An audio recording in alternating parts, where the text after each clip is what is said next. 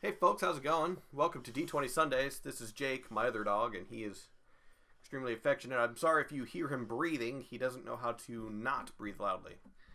Was that the spot? Is that the spot you like? Jake is a boxer, just like Geraldine. They're both about 10 years old. So they're just big old babies. So I wanted to talk today about critical failure. That time that you roll in Nat 1, you rolled so bad that you have messed up. Oh, there's Geraldine. You can't have one without the other. They get super jealous. Anyways, so how's it? No. Go.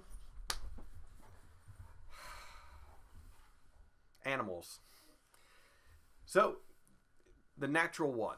We've all had stories where you roll the nat 20 and you've got like that great astounding moment, like that critical hit or that, moment where you aced that one engineering or dungeoneering skill check or something and you were just amazing.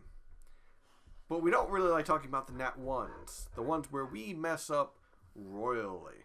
And I don't mean just oops, I mean the universe itself decided to give you a big ol' F you. You rolled so bad. You did so terribly.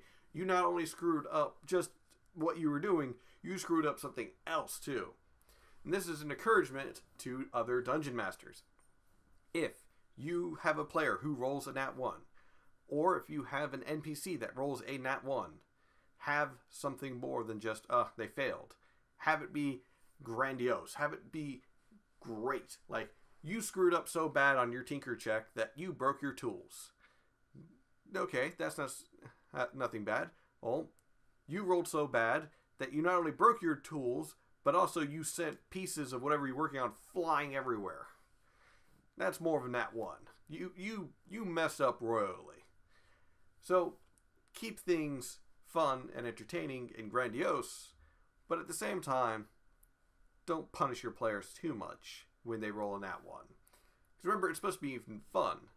So, what I like to do is I have a critical fumble generator.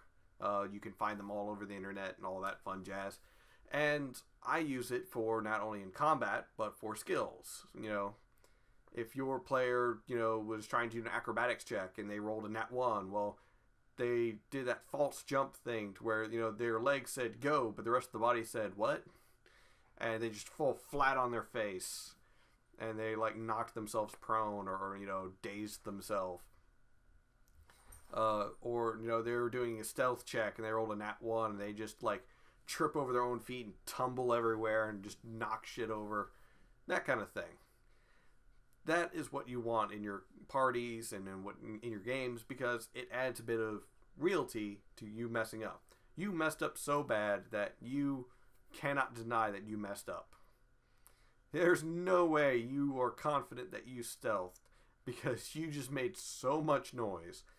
Tripping through, a whole band section and just knocking over the tambourines and stuff.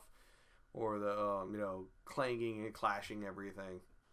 That's how bad you mess up on your stealth. What, Jake?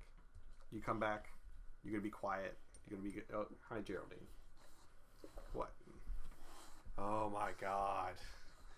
This is a bad problem about having two dogs is that they get super jealous of each other. So they start trying to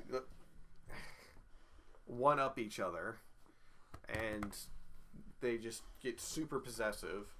And they're big babies. You can't pet one without the other getting jealous. And it's just... Okay then, they just run off because they can. So, speaking of critical failures, I've had a few myself. I've had moments to where, I thought I was doing good. I was doing great in this combat. And then I rolled a nat 1 and I sent my axe flying across the battlefield and almost hitting a fellow party member. It's what happened? It's Butterfingers. I didn't mean to. It just happened. Or there's been times where I've nat 1'd and hit a party member. And it's I'm sorry. I didn't mean to hit you for 14 points of damage in one swing. But it happens. And you know, it's just how it is.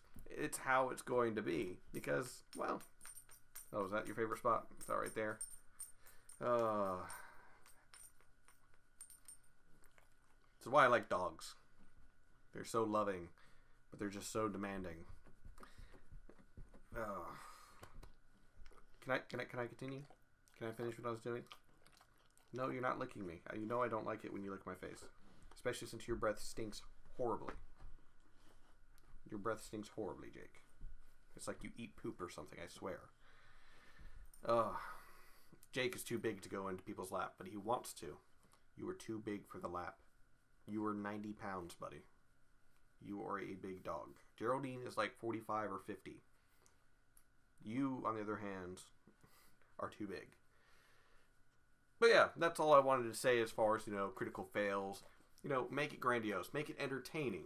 Don't punish your players too much because they made a bad roll, but at least make it to where it's still salvageable, but it's going to cost them their pride. You know,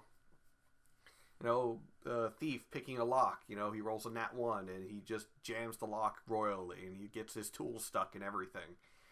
And it's like, well, I can get my tools back, but someone's going to have to break the door down and it's going to take me a few hours to get my tools out of the lock. You know, that kind of thing. So instead of, you know, entering sneakily like you wanted, you've got, you know, the fighter having to break down the door as loud as possible to try and, you know, get into there and then, you know, break the lock off so the thief can retrieve his tools. What? Both of you, really? Ugh. This is what I live with every day. 2 jealous babies. Why are you pawing at me, Jake? Anyways, I'll catch you guys in the next video. Laters.